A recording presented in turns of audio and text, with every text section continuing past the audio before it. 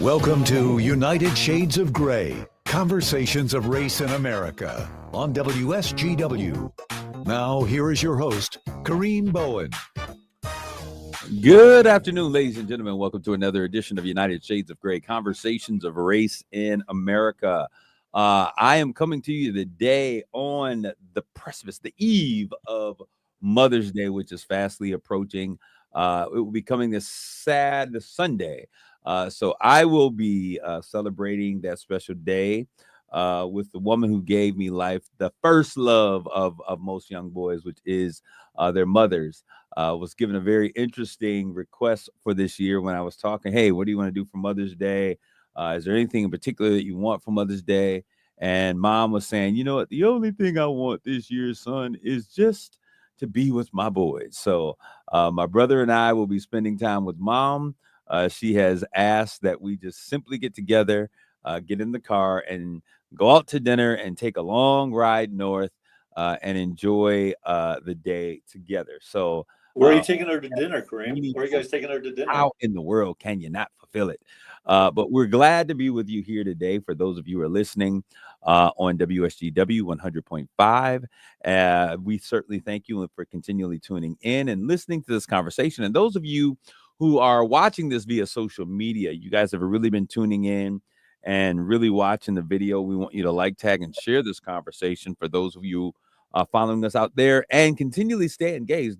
Those who are coming in, we just want you to know that when you come in, we want you to share this conversation with other individuals, especially today's conversation as we talk about local organizations being impacted possibly by the future budget proposals that are in play. And we've been doing a lot of conversations about what this all looks like. And today we're going to have a very close look of how this impacts our county and counties around us throughout the state of Michigan.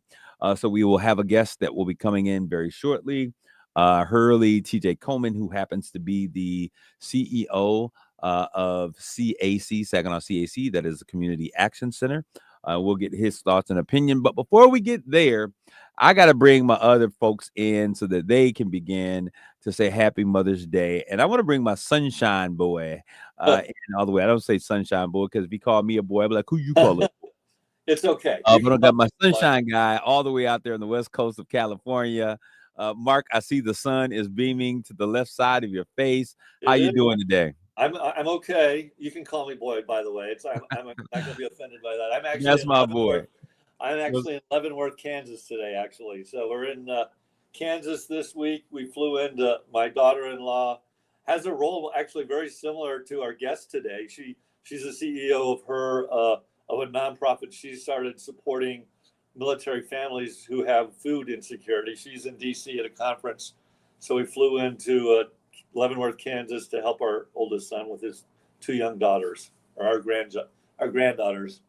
Oh, okay. This is awesome. So, Mark, it's great to have you on today. The sun was beaming so hard, I just knew you had to be near the beach. It's sunny here in Kansas. Sunny Kansas. All right. And then also, we want to give a shout out. He will be the mysterious voice in the clouds, but a shout out to our producer, John B. in the place to be. John, what's good? Hello. He is speaking as though the voice of one that you cannot see, but he is all around us. We're going to jump. Mark, before we get there, so how are you spending Mother's Day? What are you doing for Mother's Day? I know your wonderful wife, Mary. Please let Mary know I said Happy Mother's Day, but what are your plans for Mother's Day? I will. We will be on an airplane. Well, we'll go to Mass Sunday morning. There's Mary. She's in the background. There she is, Mary in the background. We certainly thank you for just giving us your presence, Mary. Happy Mother's Day. We're going to actually be on an airplane flying back to Southern California. That's how we're spending Mother's Day. We'll arrive around dinner time. We'll probably do a takeout. One of our sons, the one that lives in LA, may or may not be at our condo. He's using our condo this week. So okay. Well, that's cool. Well, let's get right to the heart of the matter on this conversation, because we have someone that's with us. I think it's a very impactful conversation. And one of the things that we are finding is that it's important for us to tell these stories and to share this information. I want to bring into our social media stream and to the mic, Hurley, I call him TJ Coleman. Hurley is the CEO of Saginaw Community Action Center, known as CAC. Hurley, it's so good to have you with us here today. I'm so happy to be here with you. Thanks so much, Kareem and Mark. It's a pleasure to be here with you guys. Well, Hurley, he is in a class by himself because none of us here are golfers. Mark looks like a golfer, but he could care less about golf. I don't care about a real sport. golf, but I don't like it. So I don't want to play it. Oh, you're missing out, Mark. You're missing out. Mark is a real athlete. He played basketball, and I happen to say that he had the opportunity to play against our former President Barack Obama a while back. So Mark is a real athlete. But Mark, we're sitting here with a not so real athlete, but we're not gonna abuse him here. You don't have to be an athlete to play golf. That is the truth. It looks deceiving, but it takes some athleticism. Speaking of golf, though, Hurley, your son, he's Hurley, what, number 25? Yeah, he's Hurley number 25. No, but, iteration of the fourth. Okay, number 4, Hurley the fourth, right? Yes, that's right. Is actually a very good. I've seen the video links. Very good at golf. What's going on with him on the golf course? So my son, Hurley the fourth, he came to me and said, Dad, I want to do something different. I'm going to high school next year. I want to try to make the golf team. So I need to get some reps in and try to compete. And I said, okay. He's like, well, I was like, I'm willing to get off the AU team. Got a great team, ADS, Coach Alton Sanders, new coach of Bridgeport High School. Congratulations to you, my friend. But he said, I want to get off the AU team. Got into golf. He's practicing all winter and set up a range in the house and in the garage. And man, he's getting out there. We got him on a couple of junior tours, and they do a lot of junior tours for young people. So he's doing 2 different junior tours. He's playing in the Meyer Callaway Tour that does different courses around the state. And then they do it just like the PGA Tour where you compete. If you win, you get points, and your points add up toward the end of the year to compete in the playoffs. So he's doing that, and he's playing some really good golf at age 14. Wow! So he just pick it up, or he's played all his life? And he started playing. Good question, Mark. He started playing when I play, and my father got me into this sport when I was like 12. And when I was going out, I would take him to the driving range with me. So here he is, about 5-6 years old with a club, and he's swinging. I'm like, man, you got a good swing. It's a natural swing, and he just started to develop it. So he started taking it seriously 2 years ago. Okay. 2 years ago, we were like, okay, we need to start investing in equipment for him and get him ready. So now he's competing. He took 11th place in his first tournament last weekend up at the Fortress. Has he decided to just focus on golf, or is he going to play? He's going to play basketball too, and he's going to try out for basketball, try to make his freshman or JV team in the fall, in the fall or winter sports. But then springtime, he's definitely going to try out for golf and try to make the team and go forward with that. That'll be his main dominant sport. Wow. And what high school is he at, if you don't mind? He's going to be going to Heritage. Okay, all right. And for those of you who know, the Fortress is not a cakewalk course, so it is quite challenging. Yeah. So it's exciting to see him. I've watched him from a distance via social media, and then I saw him engaging on last summer and just doing some things. So it's pretty cool to see that happening. But you're here for a different purpose on today, and I'm excited. Not promoting his son's golf profession. Yeah, we'll be a sponsor, right? Yeah. We'll take sponsors. USG sponsor. But anyways, I wanted to really talk about you. I know that you have been having conversations just kind of all over the place across the state. You were actually, can't remember exactly where you were, somewhere south. New Orleans, yeah. New Orleans. You were in New Orleans, and this was back when? That was the end of January. The end of January. So this was right before, during the onset of this new administration. You were down in January. And I remember us having a conversation while you were still there. Yeah. And I want you to tell me a little bit about what that was about, because I think that we've been talking here on this show about the impact that this new administration has been having in a lot of different ways. We've talked about the impact to DEI, and I refer to it as the assault on DEI. And Jonathan said, well, that means that you have to think that all of these things are negative. And in my opinion, they are. But we talked about that. We've talked about the impact that it has had on relationships and how people are seeing things and the conversations that are taking place. But I want to have a real conversation with you because back in January, there was a concern of what might be on the target list for this new administration, Yeah. especially when Elon Musk and Doge were out there just kind of sending a wrecking ball, or excuse me, a chainsaw, cutting programs and slashing budgets, legally or illegally. These things were the things that were the talk of the conversation. First of all, let's start there because you were with other organizations. Yes. What exactly was Yeah. that about? So we had happened to be at our National Community Action Managers and Leadership Conference. And this is a national conference where all the directors and leaders and CEOs and their senior C-suite leadership teams come together for training and for discussion. But we happened to fly in around the time that the executive orders were released. And when that happened, there were a few executive directors across the country, 1,300 different community action agencies, right? And there were a few that when the executive orders came out in January to cease work and they cut funding, some agencies were not able to draw down funds. And the day that we were there was the day that some organizations were going to have to draw down funds for Head Start to pay their staffs.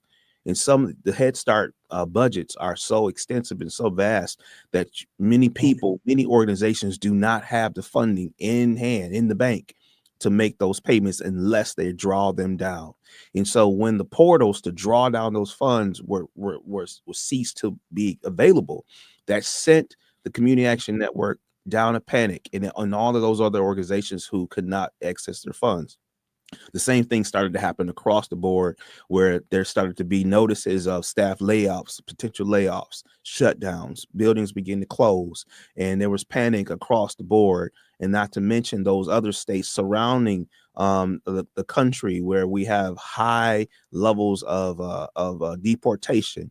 There were ICE officers coming into the homes and into the offices spaces and into the areas in which where our people are working. And it was just it was a very it was a horrible time where we were trying to get the information out, and the word was that more is coming and that this is just round one, but to prepare yourselves and go back to your boards and go back to your hometowns and figure out what is you're going to need to do. And then we're going to have to stay on the horn to figure out what's going to happen, because at that point in January, nobody knew what was going to happen next.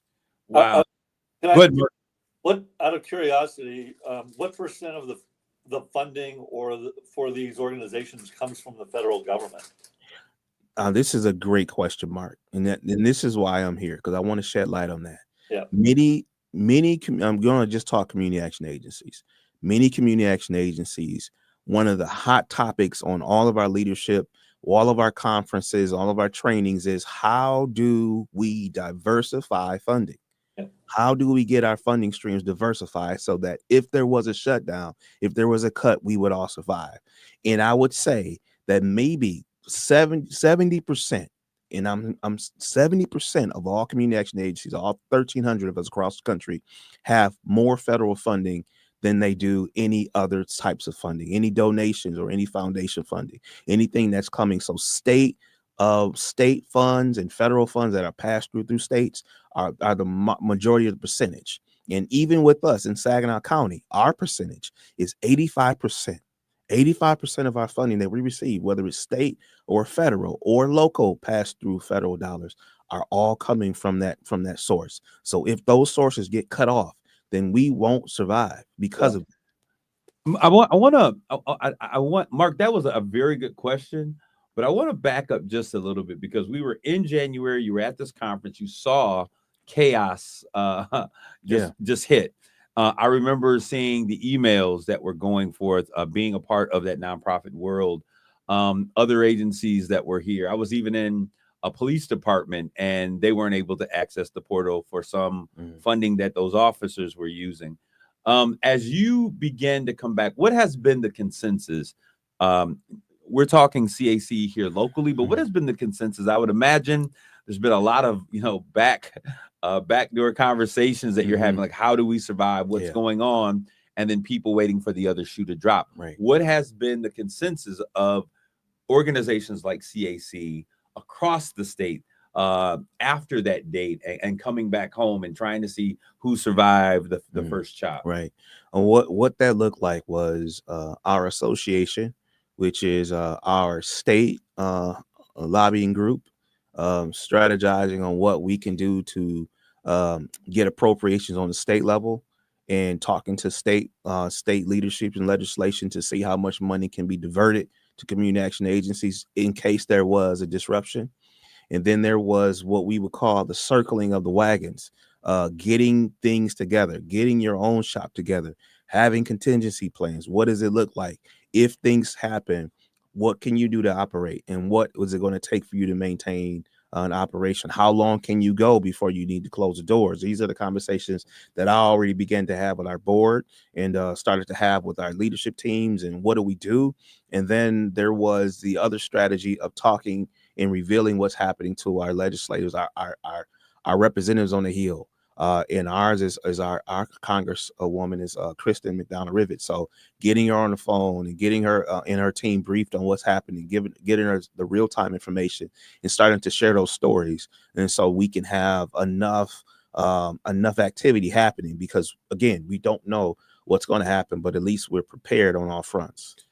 So when you see what is taking place, and you see and you hear because I would imagine there's a great sense of concern ultimately about where are we going, where are we moving, as you begin to find out how can we diversify our funding. I mean, you really don't have a lot of time to make this happen. There's a need for a vote on a budget bill coming up.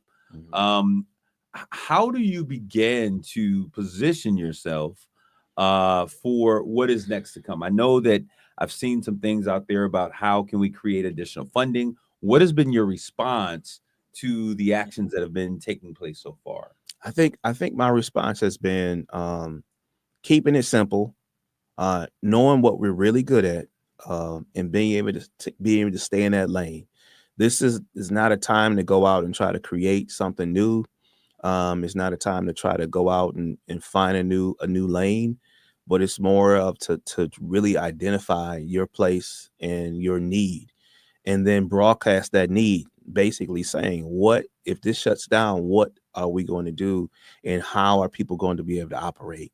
And if we can maintain some type of fashion to survive, then we ought to do that. And so it's just basically getting ourselves ready to either make cuts or to move forward, and to have a very strict and stringent plan of moving the agency forward, and having that message out front to people that, this is a time to really talk.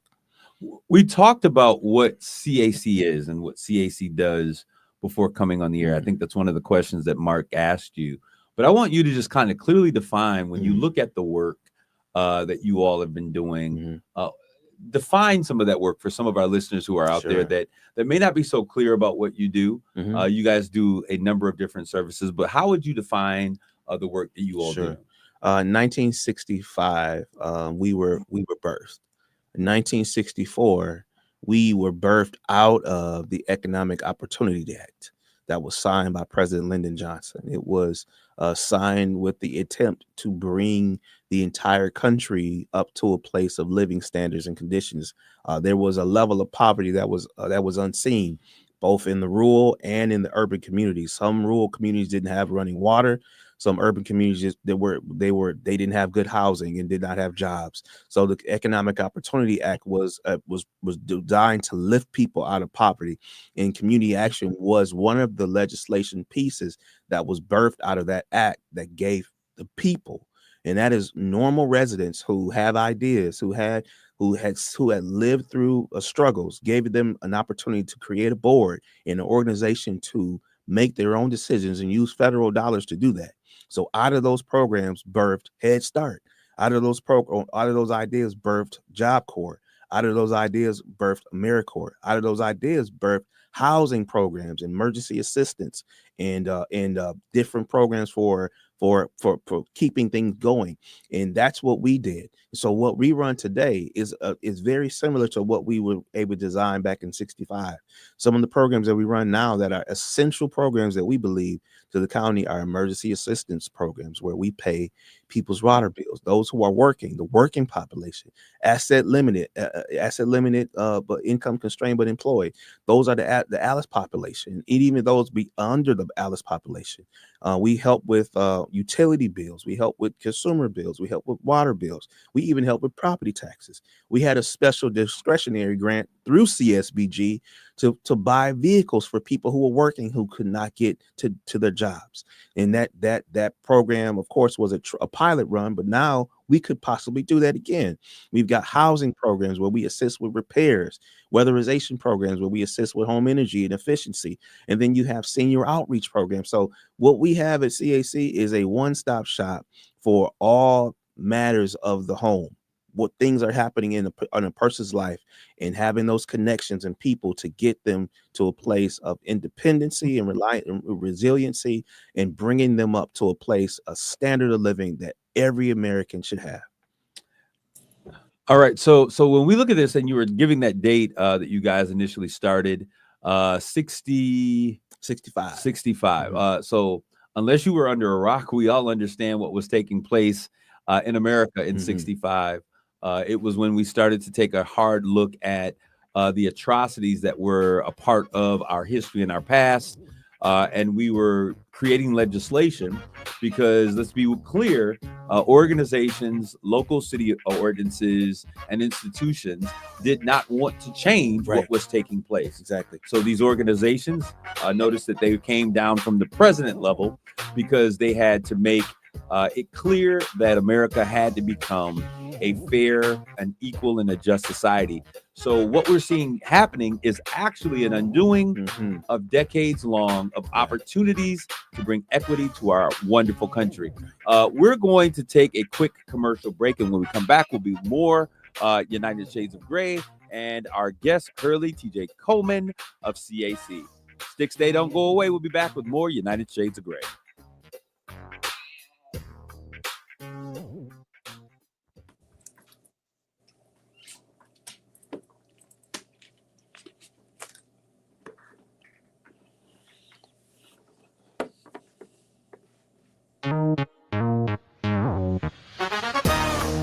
You're listening to United Shades of Gray on WSGW. This is Kareem. We're back with more United Shades of Gray. I'm here in the studio with my main man all the way in Kansas.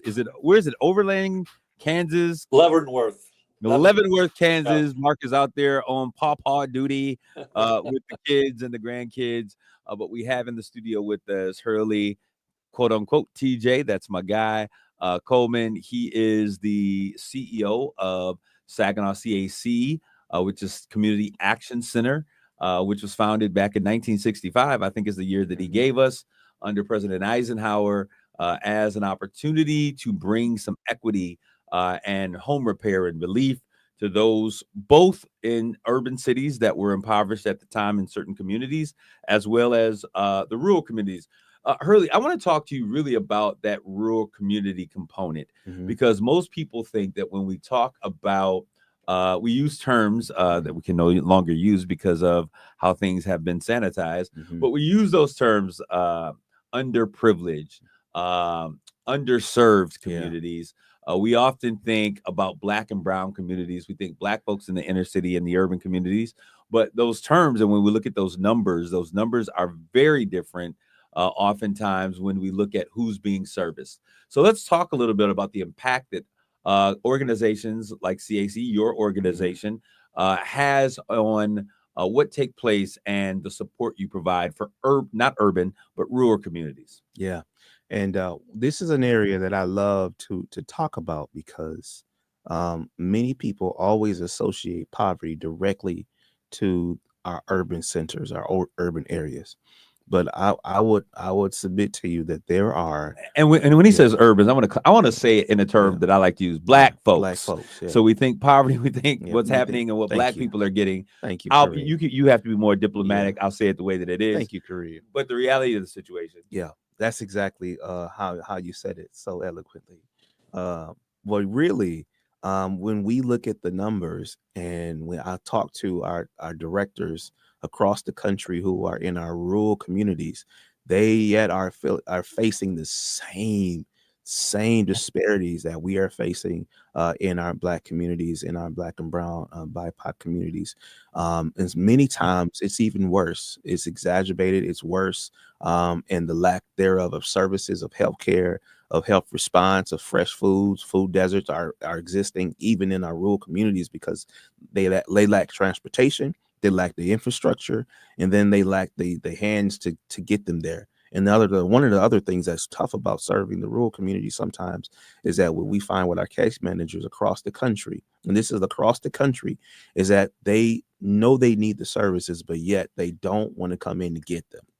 And so, whereas many of our BIPOC population will be more willing to come in and get those services, even though our rural community needs it, they're there's less likely to come in, and they'll try to find a way.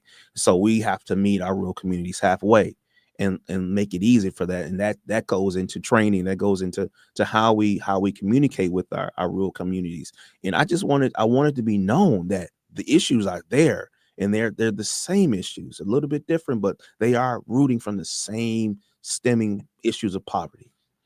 Could I just, having driven across the country a few times now, coming out to California, I just want to reinforce what TJ or Hurley just said. Yeah. As we've driven across, we've come across these towns that at one point might have 5,000, have had 5,000 people in them. Mm-hmm. And as we go through them, they're basically ghost towns. And now there's maybe 500 people or 300 people in them. And if you look at the stats, a super high percentage of these people are on welfare or living in poverty. Mm-hmm. And to his point, there is literally no infrastructure within hours of these towns. And they're everywhere as you drive across some of these states, everywhere. Yeah. And not only that, but just reaching those communities. And as you said, Hurley, to get them to buy into the understanding that this is a means of support. Mm-hmm. And usually there's a pride. There's a pride of, hey, we live off the land. We do our own thing. We don't want you city boys out here telling us what to do. Right. Anything that we take from the government means that now the government is in our business. Mm-hmm. It's the same issues that we find in urban centers that are in those rural communities. I know that when, Mark, you understand, operating in those spaces of technology, looking at those individuals coming in, for employment opportunities, the deficits are almost identical. Yeah. The need for an access, a plan for access, opportunity, exposure. Mm-hmm. When we talk about infrastructure, I know one of the big things was talking about, kids not having internet access. Mm-hmm. And suddenly we think about, little Tyrone, who lives in the inner city in an apartment complex, but we're not talking about John Boy, who lives out in the middle of farm communities, and how detached these same communities are and how they share very similar issues and concerns and stressors. Now, when we look at what is happening and we look at the current administration, and we look at this MAGA movement that is in play, and we see a number of the cuts and the things that they're saying are important to take away from. When we hear the conversation about DEI, diversity, equity, and inclusion, what we fail to realize, and many people who voted for this new administration, is that they have been a part of this DEI extension. When we talk about diversity, equity, inclusion, we're talking about bringing people to the table that have been disenfranchised or disconnected from that process. When we look at that rural community that you operate with, because you're not just the urban center of Saginaw, but you're dealing with the outskirts of Hemlock and St. Charles and those other areas, Spalding, that are not often looked at. What are the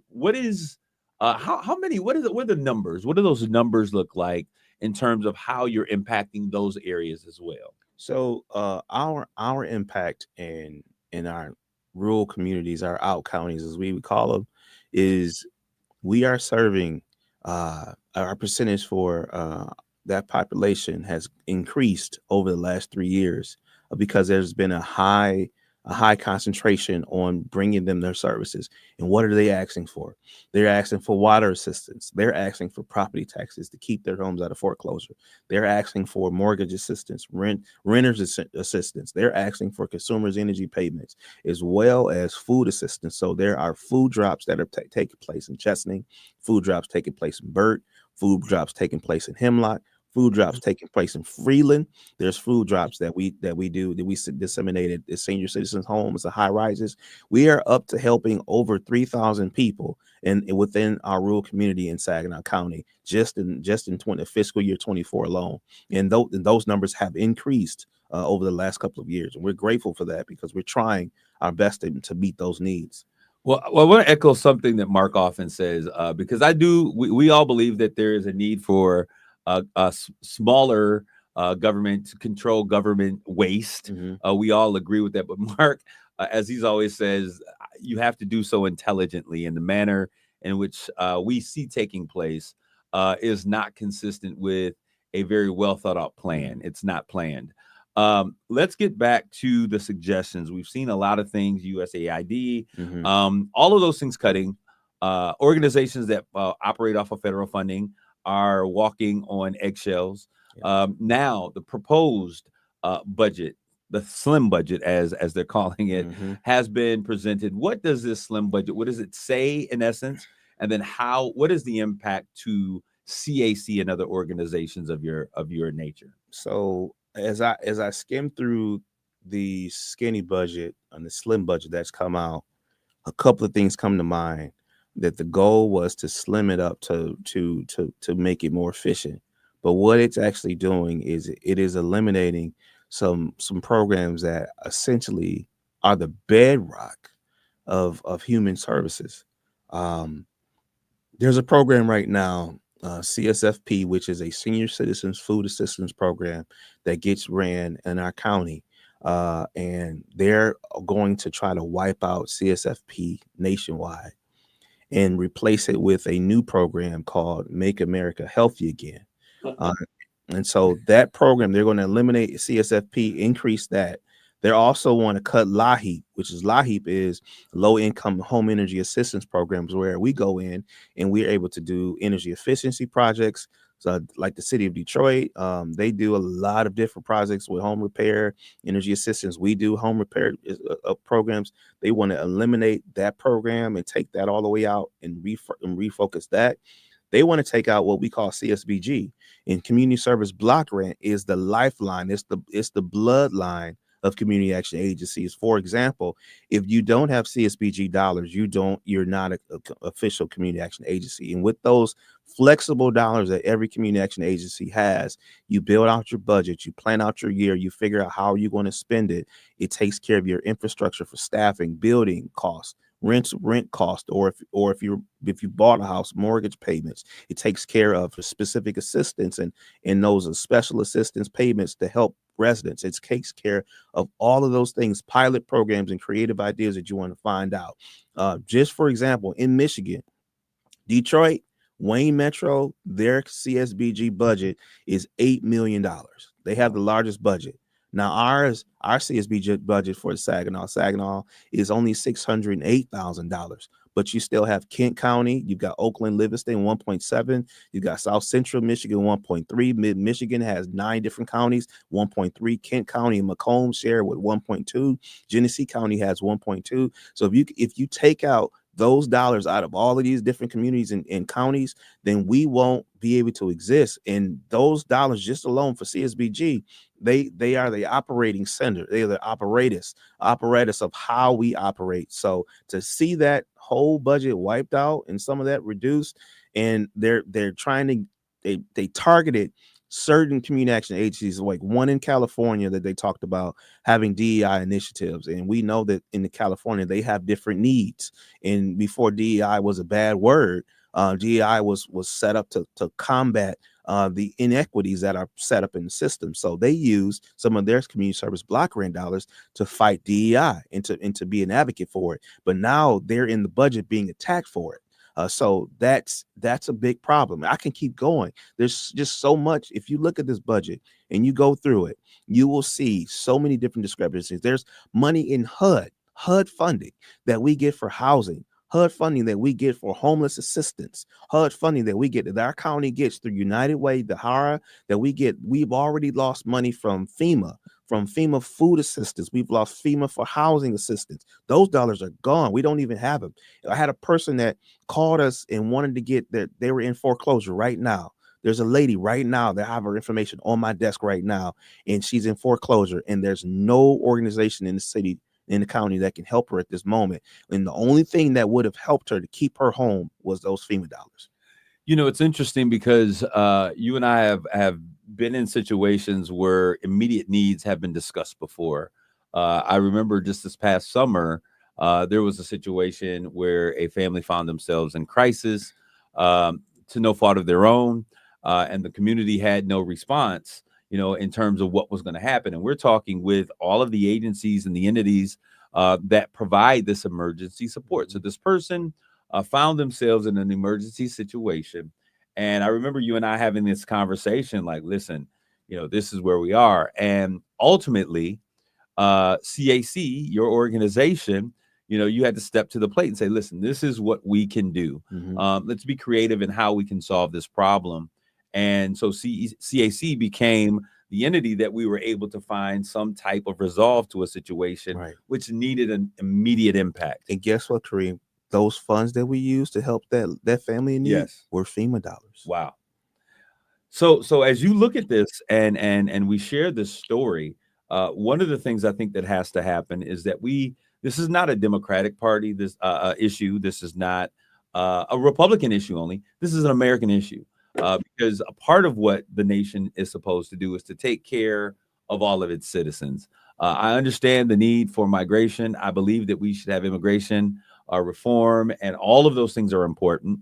But as we look at how we're focusing on our American citizens, we cannot be concerned with giving billionaires tax credits and tax cuts at the expense of passing skinny budgets to streamline the American government. What solutions are you all looking to make if this type of budget, well, let's not even. I mean, that's one of the questions I had. If this budget were passed, and obviously there'll be a lot of negotiations. Yeah. What would be the implications of your specific organization, TJ? So in the first, we would have, if this budget passes, we would have until September 30th, until our fiscal year ends, to close out our fiscal year for 25. Then we would have to look at the state and how much money was passed through fiscal year 26. If the state of Michigan's Department of Health and Human Services already received their first allocation, we would know. And then we would clock that time frame in knowing how much time we have left. And then we would use that time clock on whether there's pass-through dollars in the state to make a decision on staffing, to make a decision on direction of programming, to make a decision on what we would call, crisis management. And we would start to shut down different programs that we knew were going to be a liability. Maybe bring return funds that we knew we couldn't spend. Now that we know that we can't operate, we would begin to look at staff reduction. And then we would look at advocacy, of course, looking to see what the state of Michigan can do. And if the state of Michigan can do anything, or the county can do anything to provide any kind of local dollars, then we will use those dollars to try to operate and to try to stay afloat until legislation changes. Do you have any feel for, maybe it's too, there's not enough detail in that budget, the implication on the kind of the rough impact, is it 50% of your funding, 80% of your funding? Mark, we're talking 80% of our funding. Okay. All right. So we would be out 80% of our funding, and most federal contracts and state contracts are reimbursement based. So you cannot draw the fund. You can't draw the funds down. You can't advance it. You got to spend it. So you've got to have cash flow to be able to flush that out. And so having a model like that, which is something I don't like in the first place. I don't like cost reimbursement types of grants, but because that's the model. 85% of that is just, you have a business mind, so you basically would cease to exist essentially. I mean, absolutely. What would be quickly? What would be the impact? Because I want to talk about like what is. I would imagine that you would have a strategy, or hey, we have to storytell. But what would be the impact? How many people are we talking about being impacted? It should that worst case scenario take place? We're talking over 12,000 people. With between food programs, between emergency assistance programs, senior citizens, we're talking about 12,000 people, and that's just us. I haven't even touched the other organizations. I haven't touched Saginaw Valley. I mean Saginaw United Way, or I haven't touched Partnership, or I haven't talked Partnership Center, or even our homeless shelters, RCO, or Yeah. Mustard Seed, or I haven't talked about Underground Railroad. Any of those shelters, that if those funding sources, like if the HUD funding or the emergency homeless shelter dollars are in this, we've got to talk about shelters too. So we You're don't talking about block grants we and things. talk about block grants, and Yeah. there's the implication for that, and there's a shutdown for businesses, and those monies that we receive for grant dollars that help small businesses, the plumbers, the pipe fitters, the drywallers, the electricians, those who do the home repairs, the insulation companies, those who do the roofers, all those who get a percentage of federal grants and state grants, they will all see a loss in their revenues, and something that they may have built their business plan on, to have a percentage of dollars coming from contractors or like us, not having that be received, they will see a loss, and maybe they'd have to lay people off too. So we're seeing economic disasters happening with our small businesses, and then our organizations as well. So what would you say? So what would you say to folks who are listening? How can they get in? How can they support? What would be your call to action for them? Call of action will be to go to your congressperson, and not just your congressperson, but let's start with the state. Pull up the map and get the state. And right now, our Congress is predominantly, the majority is in our Republican Party, and so we need a few Republicans to really lean in on the importance of keeping these programs. They would have to lean in and say no to the budget, and yes to our families, and yes to our businesses. Because that's who's going to be the ones that suffer.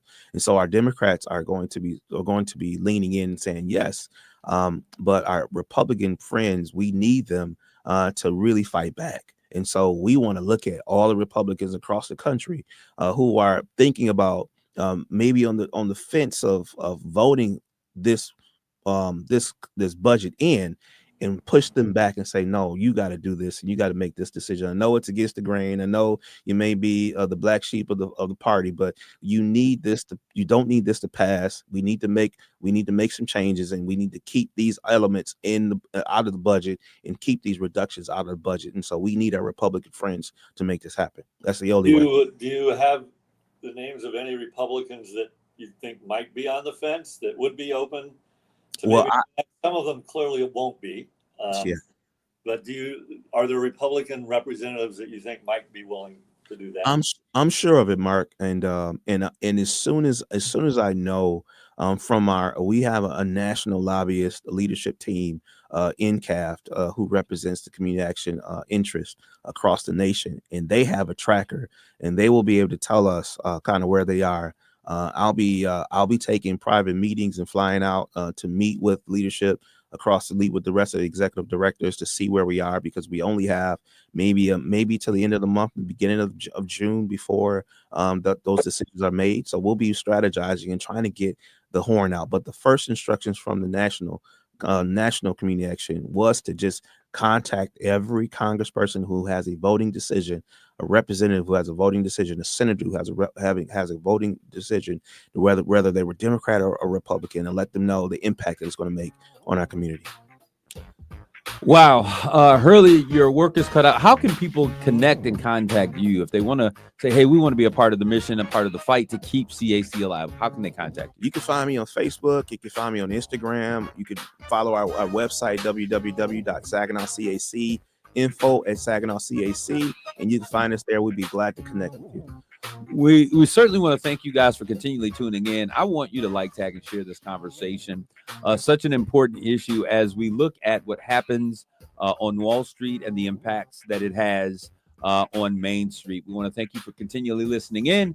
We're going to bring you updates to what Hurley is talking about in the future. Stay and always tune in to United Shades of Gray.